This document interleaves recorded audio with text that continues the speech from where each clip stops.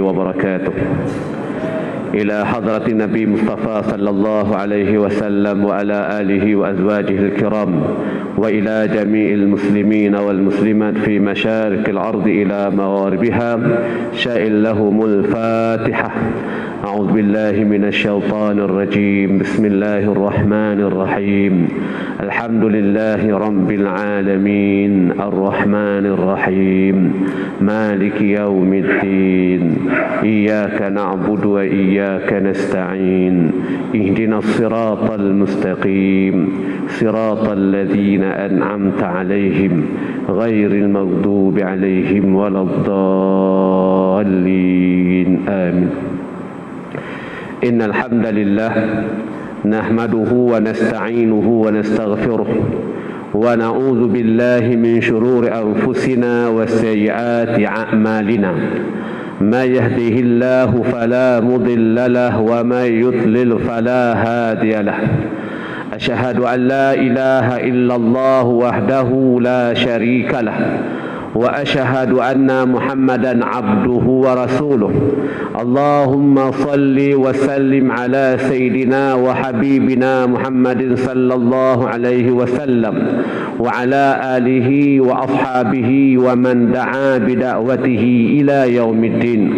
اللهم رب اشرح لي صدري ويسر لي أمري واحلل عقدة من لساني يفقهوا قولي، ولا حول ولا قوة إلا بالله العلي العظيم. Amma ba'du. Yang saya hormati pengurusi Masjid Qaryah Kampung Payuk, Tuan Haji Zainal, barisan tuan-tuan imam, ahli jawatan kuasa masjid, tuan-tuan, puan-puan, kaum muslimin muslimat yang dirahmati Allah sekalian. Alhamdulillah, pertama sekali marilah kita sama-sama merafakkan setinggi-tinggi rasa syukur kepada Allah Subhanahu wa taala, kerana sehingga hari ini Allah taala masih lagi memberikan kepada kita kehidupan. Dihidupkan oleh Allah Subhanahu wa taala seketika kita sebagai persiapan kita untuk bertemu dengan Allah Subhanahu wa taala. Dan mudah-mudahan tuan-tuan, Allah Subhanahu wa taala memudahkan segala urusan kita, dipertingkatkan amalan-amalan saleh kita, dan kita doa mudah-mudahan segala kerja buat kita, segala amalan-amalan kita akan menjadi bekalan yang akan memberatkan lagi timbangan kebajikan kita ketika mana kita bertemu dengan Allah Subhanahu wa taala nanti insya-Allah. Dan kita doa mudah-mudahan tuan-tuan, segala amalan-amalan kita ini juga akan menjadi asbab untuk kita diringankan daripada seksaan di dalam kubur nanti. Tuan-tuan yang dirahmati Allah sekalian, insya-Allah pada malam ini kita akan sambung lagi perbincangan kita berkaitan tentang kitab Rahiqul Makhtum, ataupun kitab berkaitan dengan sirah Nabi sallallahu alaihi wasallam. Tuan-tuan, sebagai seorang umat Islam, umat Nabi sallallahu alaihi wasallam, maka bagi kita rasa cinta dan kasih kepada baginda Nabi sallallahu alaihi wasallam. Maka kerana itulah atas rasa cinta kita, kasih kita kepada baginda Nabi, segala peristiwa-peristiwa yang berlaku kepada baginda Nabi itu cuba kita ingatkan, kita memperingatinya. Kerana apa kita memperingatinya? Kerana kita nak merasai bagaimana jerit peritnya perjuangan baginda Nabi kita sallallahu alaihi wasallam. Tuan-tuan, kita baru sahaja menyambut Isra' dan Mi'raj. Tetapi sebenarnya sebelum peristiwa Isra' dan Mi'raj itu berlaku, Nabi telah pun ditimpa dengan berbagai-bagai ujian, ditimpa dengan berbagai-bagai tribulasi. Bahkan kita lihat tuan-tuan, dalam hari ini yang akan kita bicarakan hari ini, sebenarnya ialah suatu peristiwa yang mempunyai turutannya sampailah kepada peristiwa Isra' dan Mi'raj. Tetapi peristiwa yang kita nak cerita ni tuan-tuan, bagaimana selepas orang-orang kafir Quraisy gagal di dalam perancangan mereka untuk menyekat orang-orang Islam daripada keluar daripada kota Mekah, yang mana orang Islam sudah pun berjaya keluar daripada Mekah pergi ke kota Habsyah, yang mana di Habsyah orang-orang Islam telah mendapat perlindungan daripada Raja Habsyah. Orang-orang kafir Quraisy tidak puas hati. Mereka datang ke negara Habsyah, mereka menyogok pembesar-pembesar di Habsyah, mereka sogok raja di Habsyah. Dengan tujuan apa? Dengan tujuan pembesar dan raja di Habsyah itu akan mengembalikan kembali orang-orang Islam ke kota Mekah. Tetapi tuan-tuan, Raja Habsyah tetap bertegas untuk mempertahankan orang Islam. Maka orang Islam berada di Habsyah dalam keadaan aman dan tenteram, dalam keadaan aman damai. Maka tuan-tuan, tidak ada lagi satu kuasa luar pun yang boleh dapat untuk menggugat ketenteraman umat Islam yang berada di kota Habsyah. Ini menunjukkan bahawa orang-orang kafir Quraisy mereka tidak ada keupayaan. Mereka telah gagal untuk menyekat kemarahan umat Islam yang telah berjaya membawa Islam ini luar daripada tanah Arab. Maka mereka kembali semula ke Mekah, dan mereka kembali kali ini ke Mekah tuan-tuan.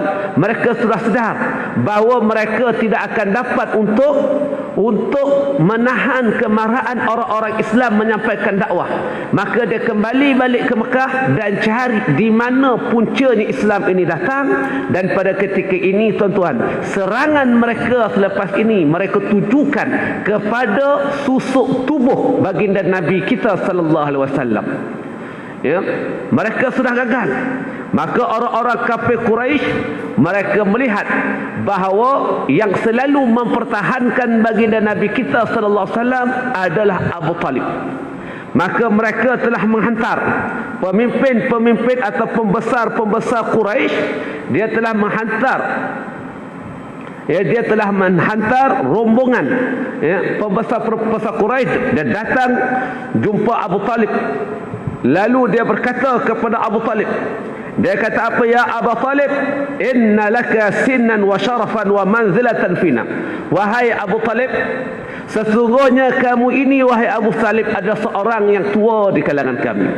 Kamu seorang yang terhormat di kalangan kami. Kamu mempunyai kedudukan di kalangan kami.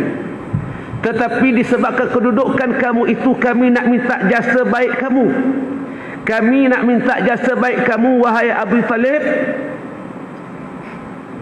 Inna qad istanhaynaka min ibnika akhika tanhahu. Aku minta kamu supaya kamu halang anak saudara kamu itu. Kamu halang anak saudara kamu itu. Tetapi kami dah bagi kamu peluang supaya kamu halang anak saudara kamu itu daripada mencaci maki bapa-bapa kami, daripada mengajak orang kepada Islam, daripada mencaci maki Tuhan-Tuhan kami. Dia telah mengaibkan Tuhan-Tuhan kami. Kami minta kamu larang dia, wahai Abu Talib. Tetapi kamu tidak mampu melarang dia. Maka hari ini kamu tak boleh nak halang dia. Kamu tak mampu nak menghalang anak saudara kamu. Jadi hari ini kami datang kepada kamu. Kami datang kepada kamu. Dia kata apa? Wa inna wallahi lanasbir ala hadha. Demi Allah, wahai Abu Talib, kami sudah tidak boleh tahan sabar lagi dengan anak saudara kamu. Kami tak boleh tahan sabar lagi dah dengan anak saudara kamu. Kami tidak mungkin membiarkan anak saudara kamu itu berterus-terusan mencaci maki nenek moyang kami. Tak percaya kepada agama yang nenek moyang kita sembah. Tak percaya kepada Tuhan yang kita sembah selama ini. Dia telah memperbodoh-bodohkan kita. Dia tak percaya dan mengaibkan Tuhan-Tuhan kita. Maka wahai Abu Talib, kalau kamu dapat menghalangnya, kami biarkan kamu untuk menghalang Muhammad ini. Tetapi kalau kamu tak boleh halang Muhammad ini daripada berterusan membawa Islam, daripada berterusan untuk menyampaikan agama yang benar, daripada berterusan menyatakan Allah sebagai satu-satunya Tuhan, kalau kamu tak boleh halang dia, maka biarkan kami untuk selesaikan sehingga salah satu di antara kita ini akan mati. Salah satu di antara kita ini akan hancur binasa. Biarkan kami yang selesaikan anak saudara kamu. Tuan-tuan dan dirahmati Allah sekalian, ini merupakan satu ancaman daripada orang kafir Quraisy kepada Abu Talib. Dan Abu Talib sangat terasa, dia sungguh terasa berat terhadap ancaman ini, ya, sebab dia suruh pilih dua saja. Sama ada kamu nak halang Muhammad daripada berterusan buat kerja dakwah dia, ataupun kau bagi kat dia, kami selesaikan. Dua saja, biar kami selesaikan. Sama ada dia yang binasa atau kami yang binasa. Salah satu akan binasa. Dua saja pilihan yang ada. Yang mana satu pilihan kamu? Kamu nak selesaikan sendiri atau kami yang selesaikan? Berat, tuan-tuan. Ya. Abu Talib ini sangat sayang kepada Nabi, kasih kepada Nabi. Bahkan kita dah baca dulu bagaimana Abu Talib ini mengasihi Nabi lebih daripada mengasihi anak-anak dia yang lain. Ya, ini Abu Talib. Maka tuan-tuan, Abu Talib pun panggillah Rasulullah sallallahu alaihi wasallam. Ya. Dan Abu Talib membagi tahu kepada baginda Nabi kita sallallahu alaihi wasallam tentang amaran-amaran keras daripada orang-orang kafir Quraisy.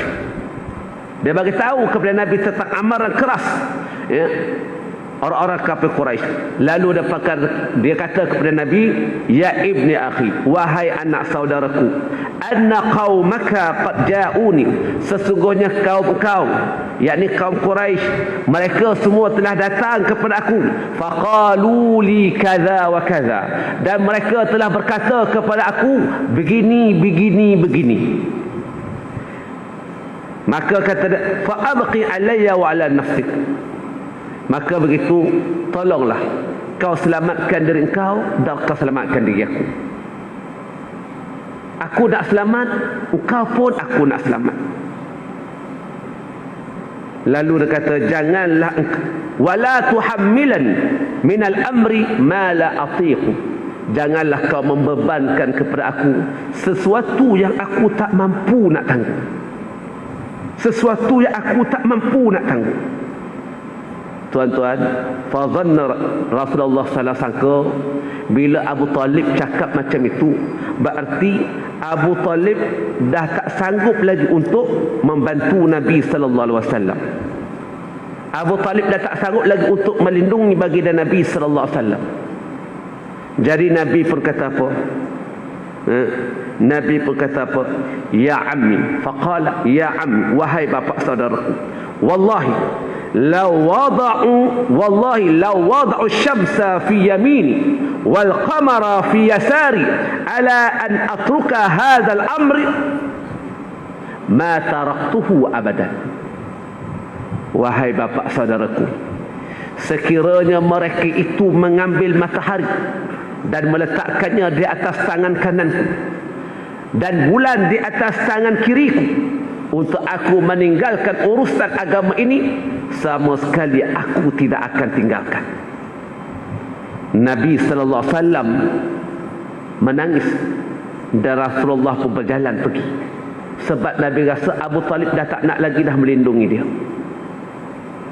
Tuan-tuan, hakikatnya yang Abu Talib kata, janganlah engkau membebankan aku dengan suatu perkara yang aku tak mampu nak tanggung, ialah Abu Talib tidak mampu menanggung kalau dia kehilangan Nabi sallallahu alaihi wasallam. Kalau dia kehilangan Nabi Muhammad sallallahu alaihi wasallam, dia tak mampu nak tanggung. Sebab tu dia kata, la tuhammilani minal amri, janganlah kau bebankan aku wahai Muhammad dengan suatu bebanan yang aku tak mampu nak tanggung. Maksud dia tu, dia tak mampu kalau dia terpaksa kehilangan Nabi sallallahu alaihi wasallam. Dia tak nak kehilangan Nabi sallallahu alaihi wasallam. Bukan makna dia tak nak melindungi Nabi, dia tak nak kehilangan Nabi. Tapi Nabi ingatkan dia tak nak melindungi Nabi, dia dah tak sayang kat Nabi. Jadi sebab tu Nabi kata, wallahi ammi, demi Allah wahai bapa saudaraku, kalau dia letakkan di tangan kanan, mereka letakkan di tangan kanan aku ini matahari dan di tangan kiri aku ini bulan untuk aku tinggalkan agama ini, nescaya aku tidak akan tinggalkannya selama-lamanya. Nabi bangun, Nabi bingkas bangun, Nabi menangis. Nabi pun nak berlalu pergi, nak tinggalkan Abu Talib. Sebab Nabi menyangka Abu Talib dah tak sayang kat dia, dah tak nak untuk melindungi Nabi kita sallallahu alaihi wasallam. Tetapi tuan-tuan, falamma wala nadahu Abu Talib. Kemudian apabila Nabi pergi, Abu Talib pun panggil Rasulullah. Dia panggil Rasulullah. Kemudian Nabi datang balik. Abu Talib berkata kepada Nabi sallallahu alaihi wasallam. Abu Talib kata apa? Izhab ya ibni akhi faqul ma ahbabta. Pergilah kamu wahai anak saudaraku, kau katakanlah apa yang kau suka. Fa wallahi, demi Allah, la usallimuka li syai'in abadan. Aku tidak akan menyerahkan kamu selama-lamanya kepada mereka. Aku tak akan serahkan kamu selama-lamanya kepada mereka. Aku akan pertahankan kamu wahai Muhammad. Allahu Rabbi, tuan-tuan. Kita bayangkan bagaimana cintanya Abu Talib kepada baginda Nabi kita sallallahu alaihi wasallam. Ya. Walaupun dia diancam oleh kaum dia sendiri, pilih di antara dua. Sama ada kau nak selesaikan atau kami selesaikan. Maka Abu Talib memilih untuk terus mempertahankan baginda Nabi kita sallallahu alaihi wasallam. Ya. Wallahi la yasilu ilaika bijam'ihim. Demi Allah dia kata, demi Allah mereka semua tidak akan dapat mencapai engkau wahai Muhammad. Mereka tak akan dapat datang kepada engkau wahai Muhammad. Hatta awsada fit turabi dafinan. Sehinggalah aku ini bersemadi di dalam tanah. Maknanya tuan-tuan, Abu Talib janji kepada Nabi dalam syair dia ni, dia janji kepada Nabi apa dia kata, mereka aku takkan serahkan, takkan bagi, mereka semua takkan dapat ambil kamu wahai Muhammad selagi mana aku masih hidup, kecuali aku sudah bersemadi di dalam bumi. Kecuali aku dah mati baru dia boleh ambil kamu. Selagi aku ada, mereka takkan mampu nak ambil kamu. Fasda' bi amrika ma 'alaika ghadadah. Teruskanlah, laksanakanlah urusan. Tidak ada sesiapa pun yang akan menyakitimu. Tak ada siapa pun yang akan menyakitimu. Wa abshir wa qarbi dzalika minka 'uyunan. Bergembiralah kamu dan tenangkanlah dirimu, tenangkanlah air matamu untuk meneruskan perjuangan. Tuan-tuan, inilah kata-kata semangat dan perangsang daripada Abu Talib. Jadi ternyata ancaman ataupun pilihan yang diberikan oleh orang-orang kafir Quraisy kepada Abu Talib tidak diendahkan oleh Abu Talib. Jadi ini tuan-tuan, bila orang-orang Quraisy dia tengok Nabi terus jalankan dakwah dia, Nabi teruskan kerja dia, ajak orang kepada Islam, terus mengesahkan Allah Subhanahu wa taala, pergi ke Kaabah, solat macam biasa, maka orang-orang kafir Quraisy pun tahu bahawa Abu Talib tetap memberikan perlindungan kepada baginda Nabi sallallahu alaihi wasallam. Ya. Dan mereka tahu bahawa Abu Talib ini sudah pun berpatah arang dengan mereka. Maka mereka pun pergi berjumpa Abu Talib lagi. Mereka pergi berjumpa Abu Talib lagi. Fadhahabu ilaihi. Maka mereka orang-orang kafir Quraisy pergi lagi jumpa Abu Talib. Kali ini dia pergi bersama dengan seorang pemimpin Quraisy yang bernama Imarah bin Al-Walid bin Al-Mughirah. Dia bawa seorang pemuda Imarah bin Al-Walid Al-Mughirah, wa qalu lahu, dan mereka pun berkata kepada Abu Talib. Dia kata apa? Ya Abu Talib, inna hadzal fata anhadu fata fi Quraisy wa ajmalahu fakhudhuhu falaka aqluhu wa nasaruhu wattakhadhahu waladan fahuwa laka.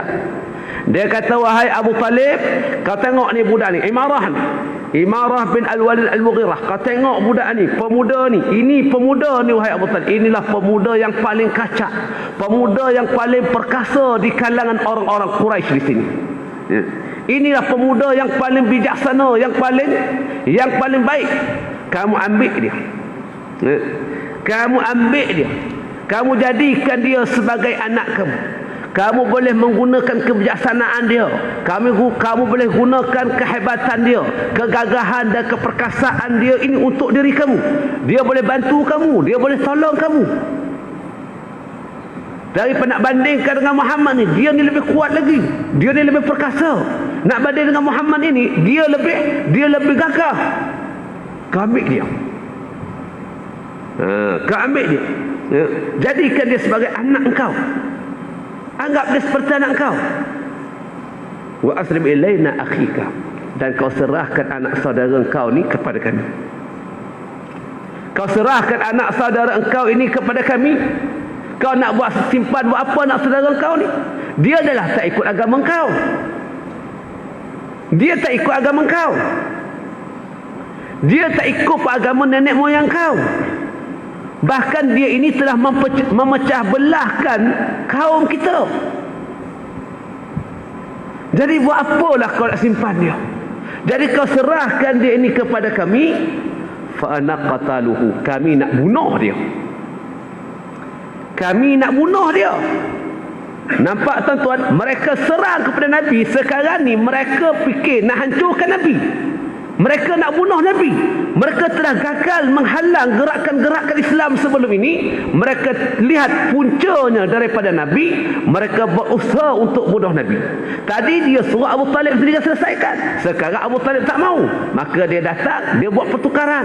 Dia bagi seorang budak muda, pemuda yang lebih hebat, yang perkasa, yang kacak, yang bijak, tukar dengan Nabi. Bagi Nabi itu dekat mereka. Bagi anak saudara kamu kepada kami. Untuk apa? Fanaqtuluhu, kami nak bunuh dia. Sebab pertukaran kita ni adil. Pertukaran kita adil. Fa innama huwa rajulun bi rajulin. Pertukaran kita ini adil. Sebab seorang lelaki kita tukarkanlah dengan seorang lelaki. Tuan-tuan, lalu kata Abi Talib, wallahi la bi'sa ma tasumunani ata'tuni ibnakum aghzuhu lakum. Demi Allah, demi Allah, alangkah buruknya perangai kamu, alangkah buruknya dan tercelanya perangai kamu semua ini.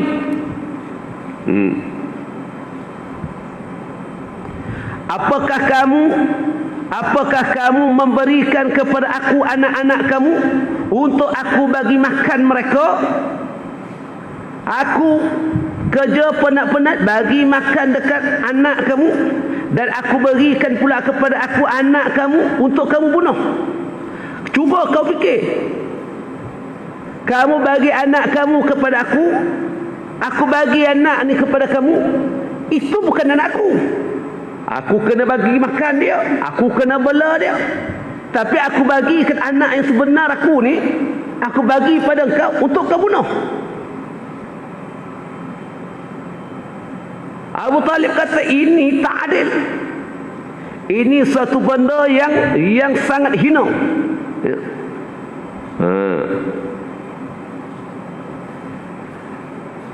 Lalu dia kata, demi Allah, ini semua tidak boleh berlaku.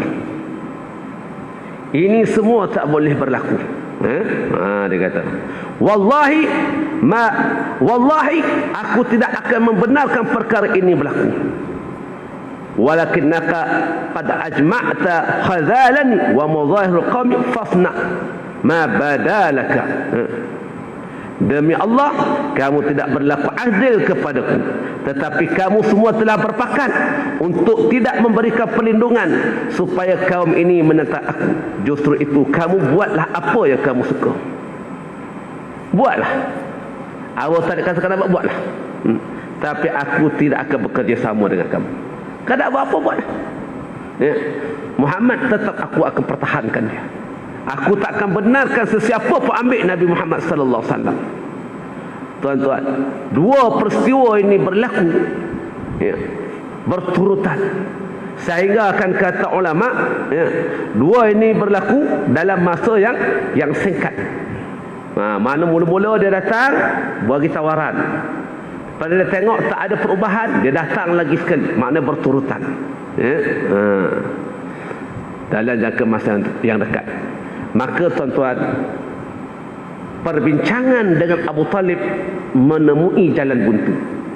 Mereka tidak boleh gunakanlah Abu Talib untuk menghalang dakwah Nabi sallallahu alaihi wasallam. Maka pada ketika ini tuan-tuan, tadi nak gunakan bapa saudara dia tak Islam. Kan? Mungkin kita boleh bekerjasama dengan dia, kita boleh berpakat dengan dia, serahkan Muhammad. Sekarang bapa saudara dia tak nak berpakat.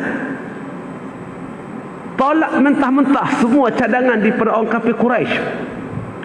Jadi sekarang tuan-tuan, apa akal kita nak buat terhadap Muhammad? Dan pada ketika ini tuan-tuan, datanglah satu idea yang lebih jahat untuk membunuh Nabi sallallahu alaihi wasallam. Sekarang dia dah fikir tadi nak bunuh guna kepakatan dengan bapa saudara, sekarang tak boleh. Jadi kita kena bunuh juga dia macam mana pun. Jadi tuan-tuan, ini kita akan lihat nanti bagaimana orang-orang kafir Quraisy dia berusaha bersungguh-sungguh untuk membunuh Nabi Muhammad sallallahu alaihi wasallam. Yang ini satu idea atau tindakan yang nekat. Nekat, sungguh-sungguh dia buat ni. Memang betul-betul nak bunuh Nabi. Tapi tuan-tuan, gerakan mereka yang kasar, yang ganas itu telah menyebabkan Islamnya Hamzah bin Abdul Muttalib dan Islamnya Sayyidina Umar Al-Khattab radhiyallahu anhu. Sedangkan kedua-dua orang ini, Hamzah pun tuan-tuan, dia waktu tu tak Islam. Tetapi bila anak saudaranya disakiti, waktu tu tuan-tuan dia pergi cari Abu Jahal. Dia pergi cari Abu Jahal. Dia marah bila Abu Jahal perlakukan macam-macam kepada Nabi Muhammad sallallahu alaihi wasallam. Dia pergi cari Abu Jahal, dia beritahu ke Abu Jahal, Abu Jahal, sekarang ni aku masuk Islam. Asyhadu an la ilaha illallah wa asyhadu anna Muhammadar Rasulullah. Kau nak buat apa ke aku? Abu Jahal tuan-tuan terus tutup pintu. Sebab yang Islam tu Hamzah. Sebab apa? Sebab dahsyatnya, dahsyatnya penyiksaan yang mereka lakukan kepada susuk tubuh yang sangat mulia baginda Nabi kita sallallahu alaihi wasallam. Jadi tuan-tuan, insya-Allah yang itu kita bincangkan nanti pada bulan depan. Bulan depan tak sampai dah puasa. Lepas gayo lah nampak. Nak cerita macam mana perancangan jahat mereka untuk bunuh Nabi Muhammad sallallahu alaihi wasallam. Jadi tuan-tuan, mohon maaf atas ketenjuran kata saya. Minta maaf kalau terkasar bahasa. Mudah-mudahan kita semua mendapat taufik dari Allah Subhanahu wa taala. Jadi ini tuan-tuan ada satu soalan.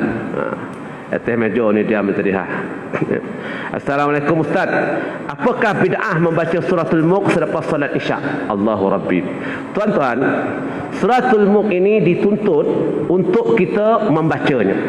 Dan salah satu surah yang menyelamatkan kita di dalam kubur adalah suratul Mulk. Suatu hari disebutkan tuan-tuan, seorang lelaki yang satu ketika dia sedang membersihkan kuburan. Ketika mana dia membersihkan kubur itu, lalu dia terdengar seorang lelaki yang sedang membaca Tabarakalladzi biyadihil mulk. Tabarakalladzi biyadihil mulk. Maka dia pun balik.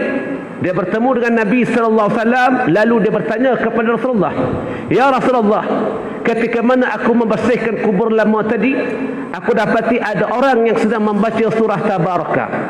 Lalu kata Nabi SAW, "Hiya suratun munjiyah wal mani'ah min azabil qabri." Itulah dia, suatu surah yang dinamakan munjiyah dan mani'ah daripada azab kubur. Yang dimaksudkan munjiyah ialah surah yang menyelamatkan kita daripada azab kubur. Al-mani'ah, surah yang mencegah azab kubur itu terkena kepada kita.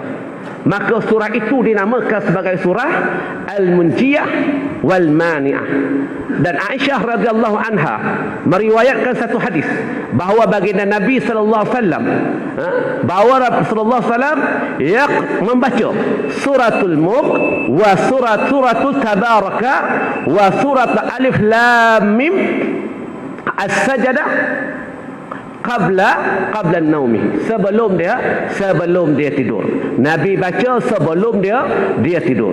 Jadi persoalannya, apakah lepas isyak itu boleh baca ataupun tak boleh baca, ataupun dia termasuk dalam perkara bid'ah. Tuan-tuan, apabila diceritakan dalam ayat ini, dalam surah ini, apabila kita nak mengambil hukum daripada surah hadis ataupun ayat Al-Quran, maka kita berpegang kepada satu kaedah, al-ibrah bi umumil lafzi la bi khususis sabab. Ibrah itu apabila kita nak berpegang kepada suatu ayat, maka kaedah yang kita pegang apa dia? Kita mengambil ibrah daripada sesuatu ayat atau hadis itu berdasarkan kepada umum hadis, bukannya berdasarkan kepada khusus hadis atau khusus ayat. Maka tuan-tuan, khusus ayat ini kepada baginda Nabi kita sallallahu alaihi wasallam sebelum tidur khusus. Tetapi ibrah bi umumil lafzi, ibrah tadi kita berdasarkan kepada umum. Maka umumnya ayat ini sebelum tidur itu termasuklah selepas isyak. Selepas isyak itu pun dikira sebelum tidur, ya. Bukanlah makna nak tidur baru kita nak baca. Sebelum tidur. Bila sebelum tidur, lepas isyak pun belum tidur lagi. Betul tak? Kau tuan-tuan dah tidur lepas isyak, kan? Lepas isyak pun dikira sebelum tidur. Maka bolehlah kita baca sebelum kita tidur ataupun selepas isyak tadi, sebab dia termasuk dalam taukid ataupun dalam duration waktu tadi itu dikira sebelum tidur, ya. Apatah lagi pula bagi kita, bukan menjadi kebiasaan kita pula untuk kita baca sebelum tidur. Separuh orang letak kepala karang terus lelap. Jadi tuan-tuan, kita biasakan diri kita lepas isyak kita baca suratul Mulk. Mudah-mudahan tuan-tuan, ia menjadi penyelamat kepada kita daripada siksaan kubur, ya. Dan dia tidak termasuk dalam perkara bid'ah, ya. Dia tak termasuk dalam perkara bid'ah. Yang bid'ah yang macam mana? Yang bid'ahnya kau tak baca, ya? Kalau baca tu tak bid'ah lah tu, ya? Jadi insya-Allah tuan-tuan, jadi kita teruskanlah membaca, mudah-mudahan ada manfaatnya bagi kita insya-Allah, ya. Jadi itu saja, mohon maaf, aqul qauli hadza, tafadhalu li wa lakum. Assalamualaikum warahmatullahi wabarakatuh.